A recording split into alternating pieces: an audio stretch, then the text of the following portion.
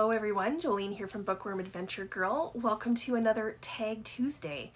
I love being tagged in videos, and I originally had a different tag video today, but I decided since I did the Picture This 2022 video yesterday as part of the Readathon that is hosted by Shelly from Shelly Swearingen's Library and Jack from Spread Bookjoy, that I would just continue with the whole theme and do their Picture This book tag, which they were both very kind to tag me in, so thank you for that.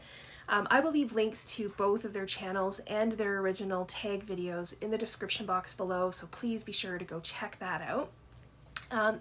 These prompts are inspired by picture books, which I just think is such a lovely idea, so let's get started.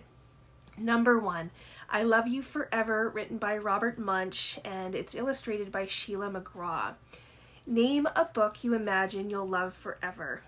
First of all, I love Robert Munsch, and this is one of his most well-known books. 2 books that I chose actually for the Readathon were also Robert Munsch books. So, okay, so a book that I will love forever. There are so many. I checked and I have 87 books on my Goodreads shelf called favorites, so it really could be any of those, but I have to stay true and I'm going to go with one of my all-time faves, and that is The Red Tent by Anita Diamond. I loved this book when it first came out, and my love for it has never wavered, so this is the one. Number 2, Alexander and the Terrible, Horrible, Very Bad Day, written by Judith Viorst, I think, and it's illustrated by Ray Cruz. Now, I've never actually read this book, but I have heard of it. So which books or comforting things do you turn to when you are having a bad day? I don't turn to a particular book, but I do like being surrounded by books. You know, sometimes I just need to browse in a bookstore, or maybe go to the library that I finally visited a few weeks ago. It's beautiful, it has a really good feel to it. Other than books, you know, cuddling with my pups, of course, a feel-good movie, some hot chocolate maybe. Okay, definitely some hot chocolate, that would work. Number 3, The Very Hungry Caterpillar by Eric Carle. I loved this book as a kid. Which book series character sparked your hunger for reading? So again, I don't think there is a particular book or series. I had a lot of Dr. Seuss, and those, you know, are the books that I would read over and over as a kid, and I'm sure that I knew several of them by heart, so I would say those. Number 4, speaking of Dr. Seuss, Green Eggs and Ham by Dr. Seuss. What's the most unusual book you've ever read? So for this one, I chose The Satanic Verses by Salmon. I read this as a buddy read with 2 subscribers, Karen and Christine, and I'm choosing this for this prompt because I lost count of how many times we would make, you know, we would say, you know, this is just a weird book. You know, we would make comments all the time, and often I didn't know what was happening. There is so much going on in this, and yet I'm glad that we read it together because you know, that's kind of what made it fun, and we bonded over how unusual this book was. Where the Wild Things Are by Maurice Sendak. Love this book too. What is your favorite book featuring the natural world? So I have to go with Pilgrim at Tinker Creek by Annie Dillard. I think the nature writing in this is brilliant. I think I devoured this in one sitting. If you enjoy nature writing, then I highly, highly recommend this. Number 6, Goodnight Moon by Margaret Wise Brown, and this is illustrated by Clement Hurd.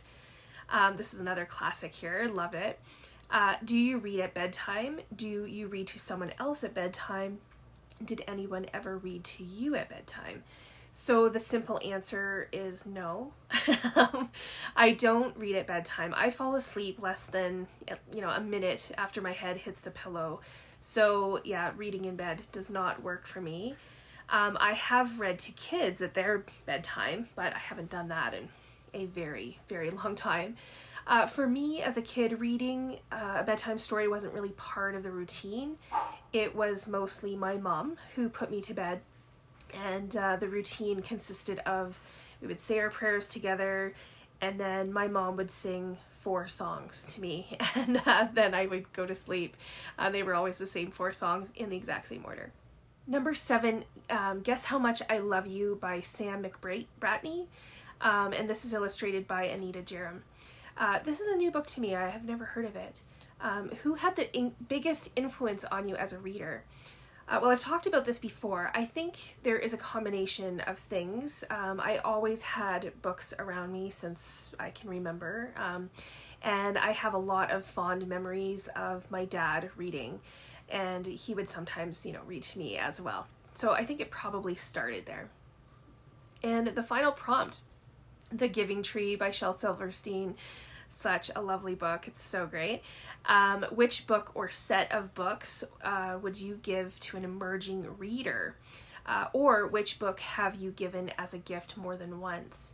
So I thought I actually had a copy of this book, but I must have given my last copy away. So I will put up a picture.